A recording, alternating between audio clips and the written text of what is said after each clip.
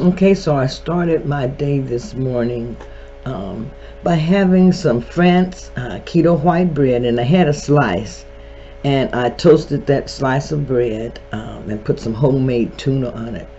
Homemade tuna salad with some mayonnaise, eggs, and relish, and also I had some of the chopped salad kit and put some sugar-free Asian miso dressing on it by G.H. Hughes. Couple slices of bacon along with the hard-boiled egg. And on my egg, I put a little bit of nutritional yeast by Bragg's. And that has like a cheesy flavoring, but it's very, very good and nutritional for you. Also, I had my beefsteak, a huge part of it left from my meal the night before, the T-bone steak. So I'm having that as leftovers for breakfast. I also decided to have some decaffeinated coffee, and in that I added a tablespoon of the caramel-free, sugar-free syrup and cube of the Baker's unsweetened chocolate cacao square. And I decided that I wanted to make some keto, like a keto candy, so I used some Lily's dark chocolate, some MCT on, and I melted this in the microwave. I'd say about a minute, but melted in increments of 15 seconds. And that way you can control, how it melts. You want to make sure that it doesn't burn. Make sure that you mix it up really, really well. And then what you want to do is get you a piece of wax paper. And then I usually just spray mine a little bit, put it on something flat, spray it a little bit. And then I took the chocolate and formed it into a square, or however you want to form it. And I got my jar of almonds and coconut pieces and different things, and I put all this together. And then I took some Himalayan pink salt and I sprinkled a little bit of this over it, to give it like a salty sweet flavor. And I wanted to try a little bit of caramel, so I took a little bit of the caramel sauce, the sugar-free caramel syrup, and I mixed it with a little bit of xanthan gum. And you can see where I put that on the end there. I would have drizzled it when I wanted to make sure that it was going to thicken up enough, and which it did. So next time I make this, I will drizzle the caramel over it instead. And I had to just touch it just to see if the caramel did, set and thicken up, and it did.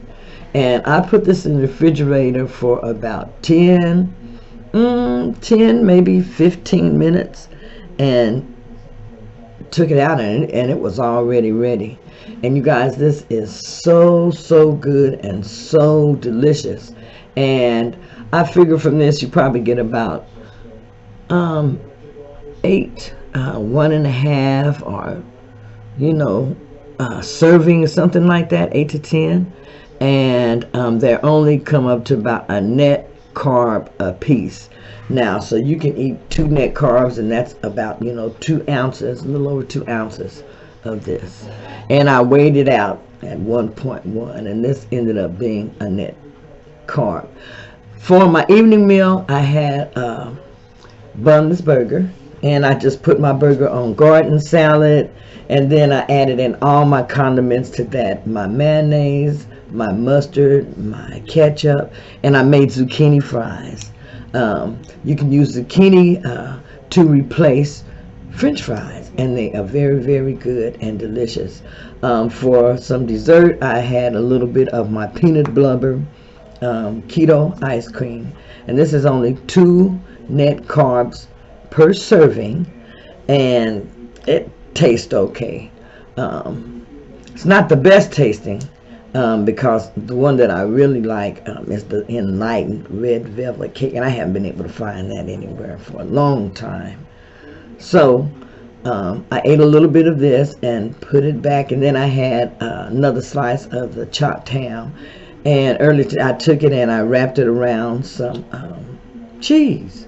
So I just got a piece of ham and just wrapped it up and had that. And these are my carb review stats.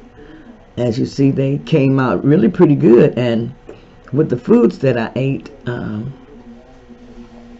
did, fairly well on my carbs today. So